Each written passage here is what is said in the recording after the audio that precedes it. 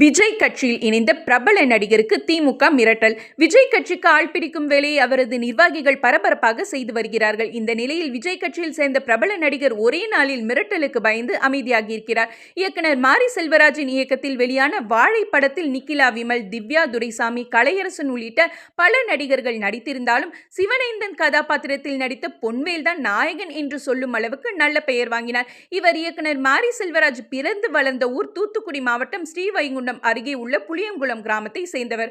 உதயநிதியின் தோழரான மாரி செல்வராஜின் நாயகன் திடீரென விஜய் கட்சியில் இணைந்த செய்தி பரபரப்பானது.